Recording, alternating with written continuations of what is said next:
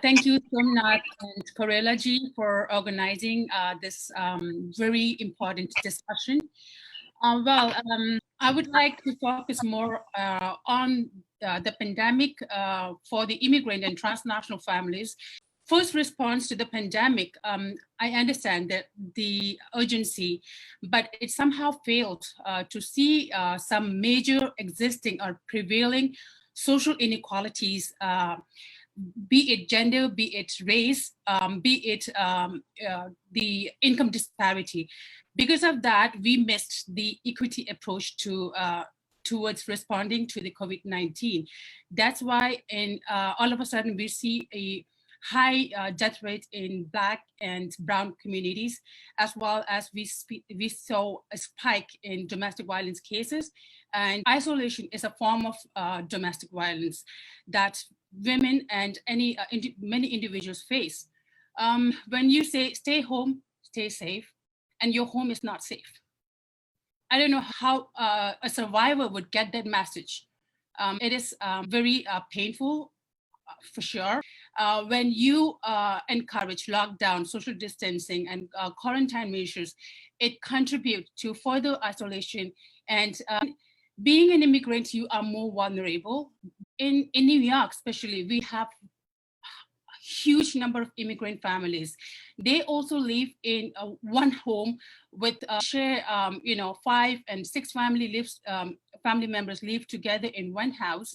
And many immigrant women, they face legal document problems. Many of us do not have social security number.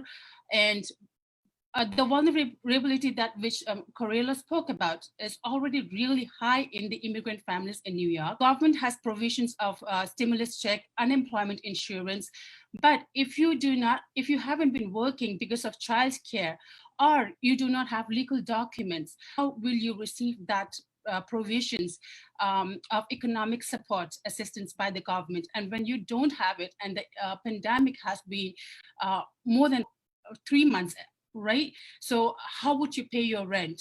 And you have no choice but to live with your abuser in the same house. It has impact not only on the individual, but the children.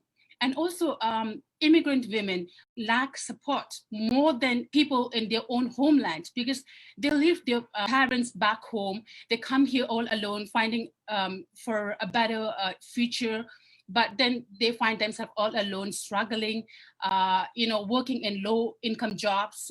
The likelihood of the violence as well as the vulnerability is much higher in immigrant and transnational family members, and we should be able to see it. Let me talk more about what did we learn from this COVID-19, the lessons learned, and how do we move forward. Right? Realize is emergency funding, especially for what most vulnerable communities are, and building a community within invisible community members.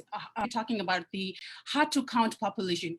So hard to count population, we were not able to reach them with funding, and they are the most vulnerable, and we should be able to channel the funding so that it trickles down to the most needy, most vulnerable in the country. So I would also like to say that many of the immigrants do not speak English language. Here in New York, we speak more than 100 languages, nearly 600 languages that we say, right? So we should be able to come out with informational resources in all these languages. Each individual deserves to live in dignity, deserves equality. So keeping that in mind, we must provide resources in all the languages, hotlines in all the languages, and diversify your team in the nonprofits.